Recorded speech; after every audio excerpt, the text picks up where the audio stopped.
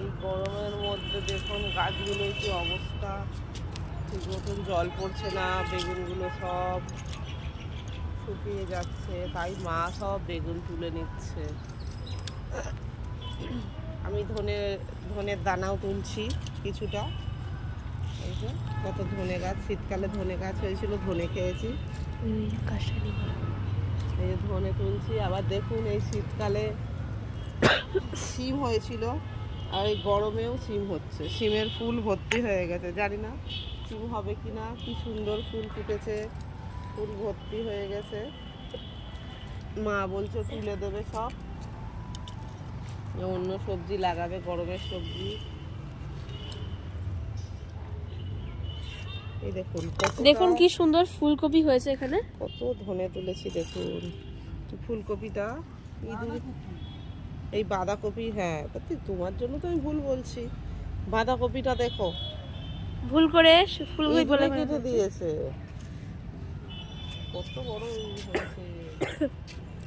এখানে দেখুন আর একটা বাঁধাকপি আছে, ছোট্ট বয়সে যেমন যেমন দেখতে হয়। দেখুন ভিতরে একটা বলের মতন রয়েছে, এখনো আরো বড় হবে। আর একটা, আর এই যে আমার দিদা বেগুন তুলছে।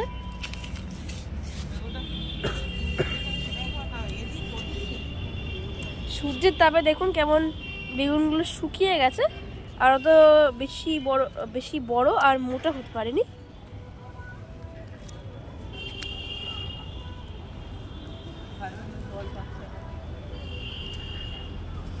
জল দিয়ে গেছি সকালে, তাও দেয়নি।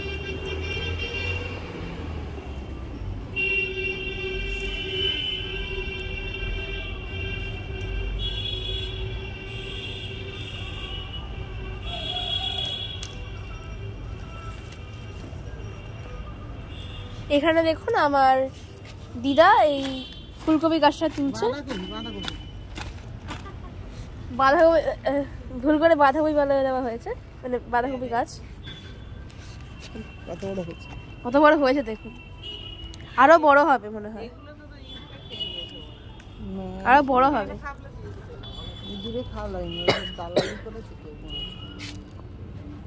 এই রুটস গুলো দেখুন কত ছড়িয়েছে, আর এটা বেশ ভারীও হয়েছে। ধরো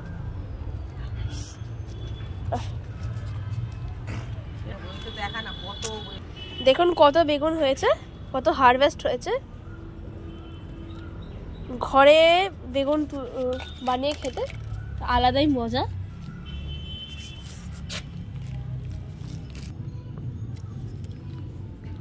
বেগুন কেমন বিচ্ছিরি শুকিয়ে গেছে এই চড়া রোদের জন্য, আর গাছগুলো মানে ভালো বেশি জলও পাচ্ছে না, তাই কেমন শুকনো টাইপের আর সরু টাইপের হয়েছে, বেশি বড় মোটা হতে পারেনি, আর কালারটাও বেশি ভালো আসেনি।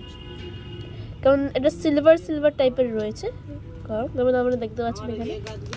দেখুন আমার দিদা এখন একটাকে ছাড়াচ্ছে বাঁধাকপি।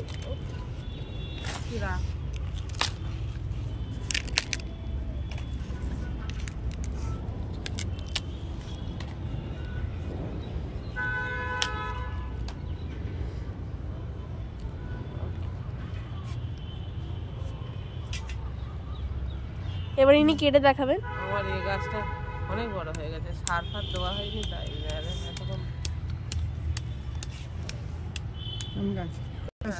কবে বসিয়েছি।